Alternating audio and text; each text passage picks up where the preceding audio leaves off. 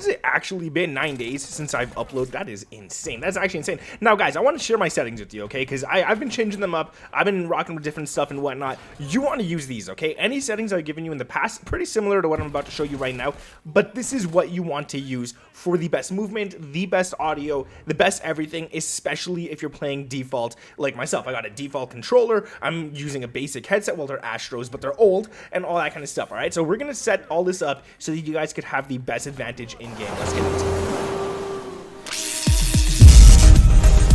What is up, guys? My name is Nick and welcome back to another video. Like I said, today we're going to be looking at just a bunch of settings. We're going to go into a whole lot of stuff. We're going to go graphics, audio, controller, interface even, because there's some stuff in there that you need to change. But basically, this is going to be the 4 things that we're focusing on right now. So let's go into the interface first, kind of get it out of the way. And we're going to go to the readability tab right here. Now, guys, before we get into this, if you could drop a big fat like, that would be truly appreciated. Subscribe to the channel with those notifications turned on. And let me know down in the comments below, what sensitivity do you guys currently play on, and what field of view are you guys on as well? I feel like those are some of the most important things that everyone just uses completely different. So let me know that down in the comments. We'll get into mine afterwards. And if you guys want easier lobbies, you want to play against easy bot like players, you want to play like the people do on the streaming Warzone and all that, make sure to check out No Lag VPN. I got a link down in the description for you guys. It's super cheap and you can save yourself an extra additional 63% off with my code. So go check that out. All right, color customization. This is gonna be the first thing you want to do. It just makes everything pop a lot nicer. All right, you're just going to go to color filter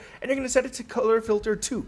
That's all you're going to do. All right, it just makes reds pop, blues pop, yellows, greens, all that kind of stuff just pop a lot more. So you can see the enemy name tags further. It helps out, not too much, but it just makes it nicer. All right, so that's going to be that for this part of the interface. And I'll go to gameplay HUD and I'm going to recommend the minimap to square. Do not play around. If you play around, you're just cutting off the edges and you're cutting off parts of the map where you could see where potentially enemies are actually at. So yeah, just put it to square, and then compass type, you're going to set it to minimap, and then right here, the most important thing in the game is center dot. If you do not have a center dot on, you're not going to see your crosshairs when you're sprinting, all that kind of stuff. It's just really bad. You want to have center dot on. Not only do you want it on, you want it at the largest as well. And the reason for this is so that you could always see it on your screen. You could point that dot exactly where you think enemies are when you're running around and stuff. And it just makes it really easier to aim before you actually begin ADSing. So make sure you do that. And I like yellow. Purple is really nice as well. So pick between one of those 2 colors. Make sure the saturation is up to the max and the brightness as well. So that's going to be it for interface. Let's get into audio and then we'll move our way up to controller and all that afterwards. So in audio, we're going to just go to the game master volume.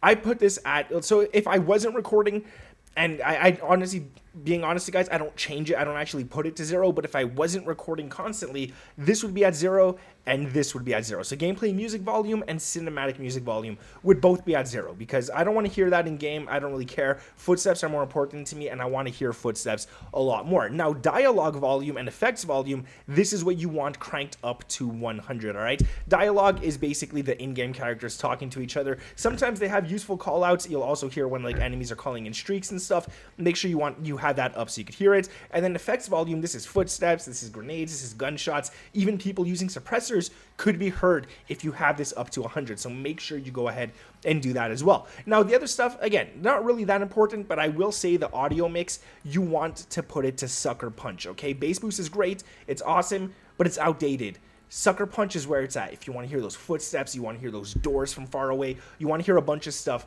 sucker punch is where it's at, okay? If you're using a headset. If you're not, then I would just recommend track mix if you're playing out of your monitor or TV or whatever. But if you're playing with a headset, sucker punch is going to show you, or at least let you hear exactly where enemies are at. So make sure you guys go ahead and do that. Let's get into graphics quickly. And in graphics, I just want to say that this doesn't really matter. My display and quality, this really has to do with what you guys are playing on, what you guys like. I play texture resolution low because I prefer higher frame rate and stuff. I could definitely put it on high. As you can see, it doesn't even reach the target. It's not even halfway to the target, but I just play on low because I want more frames. And then right here in view, my field of view is currently at 105. I would never recommend going under 95, and I would never recommend going over 110, maybe 115 at most, all right? Like, the higher you go, the harder it is to stay on target when you're shooting at enemies and stuff, and you want to make sure that you have this set to independent so that the ADS zooms settings in as well, okay, so that when you're actually aiming down sights, if you're playing higher, it's going to zoom in so you could actually hit the targets a lot nicer. If you play it unaffected, it's not going to actually zoom in your sight too much when you actually ADS, so it's going to make the enemy still feel small. It's still going to be hard to stay on target, even though aim assist has nothing to do with this. Just for yourself, just for a placebo effect, I guess, leave it to independent and don't play on 120 unless you're waiting for TikTok clips, all right? It's not worth it in my opinion. World motion blur off, weapon motion blur, I turn it off when I'm recording. It's good to have on. It sounds weird, but your brain is not going to be focusing on your weapon. If you look at a picture that's blurred out, the background's blurred out, you're focusing on that one image in the picture, whether it's a person, a flower, whatever it is. If something's not blurred out, that's what you're focusing on. You want your weapon blurred out so that you could focus on the actual map itself, the world, and see where enemies are at. And then camera shake, you're going to set that to the least, all right, man? You do not want this up. Now let's get into the most important settings in the actual video, and that is the controller settings. I'm going to say this right here, we're going to go, I want to go into controller first, but we're going to talk about movement first, because you're going to set this to tactical sprint assist. All right, your sprint assist, you're going to set it to tactical sprint assist. And the reason you want to do this is so that when you move up on that left joystick, you don't have to press it. You don't have to do anything. We could save that for another thing. We could save the pressing for something else. And you guys will see in a minute. So just the minute you touch it, you push it upwards, you're going to start tactical sprinting. My opinion, it works out really nice. It's going to take some time to get used to, but it's worth getting used to. And this is if you're playing on a default controller without back paddles. If you're playing with back paddles, I should say, don't worry about this too much, but if you're playing on a default controller, set tactical sprint assist. And the reason we're going to do that is because in the button layout, we're going to go over here and we're going to set L3 to slide, dive, and change stance. The reason why we want to do this is so that we could slide, we could drop shot, we could move around the map really quickly by pressing down on L3. If we didn't set that last setting, pressing down on L3 would mean that we're sprinting. We don't want that. We don't want that to be the action to cause a sprint. We want it to be the action to cause a slide, a dive, a drop shot, a changing stance, all that kind of stuff. So that's what I do with L3. And then with R3, I jump, I stand, and I mantle. Now, you might think this is really, it's a weird setup. It actually is, all right? Takes some time to get used to. I think it took me like 2 or 3 days to get used to. And I'm talking about playing hours every day. So it took a long time to get used to. But once I got used to it, I could never go back to regular settings, all right? So make sure you guys do this. And then the fire weapon, you want to put that to R1 and your aim down sight to L1. It's a little quicker, it's a little nicer, and it's easier on the fingers unless you're playing on an Xbox controller. Then you want to leave it at L2 and R2, but I shoot with L1 and R1 rather than L2 and R2. I'm on the PlayStation 5 default controller, I guess the DualSense 5 or whatever it is. It just plays right, all right? It feels good. Lethal equipment, that means that instead of shooting with these, I'm going to use my lethal and tactical with the L2 and R2.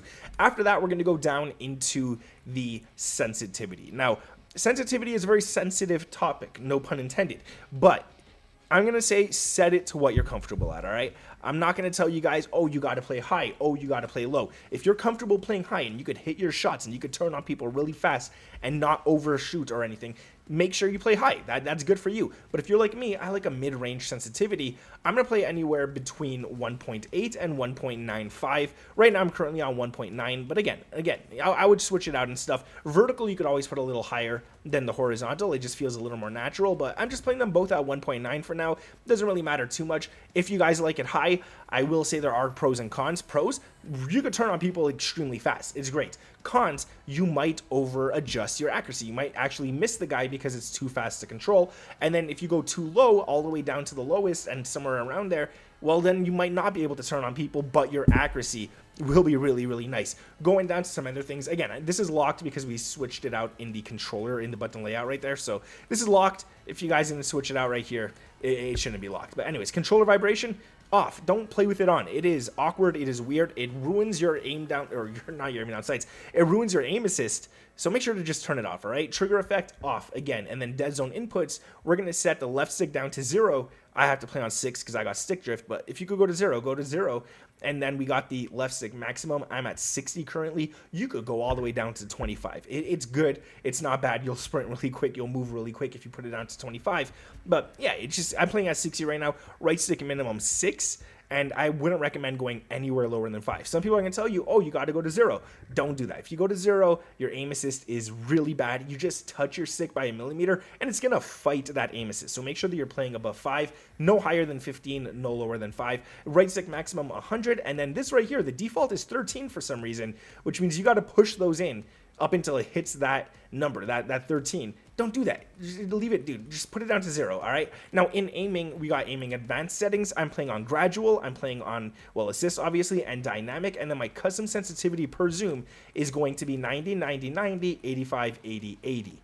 So if you guys want to copy that, go ahead and do so. It's just, it feels right for me. It's really easy to hit targets and stuff. And that's going to be pretty much it. I mean, like, there's not much else to go into. I don't play keyboard and mouse, so there's nothing there. My quick settings, I pretty much went over everything that's important already.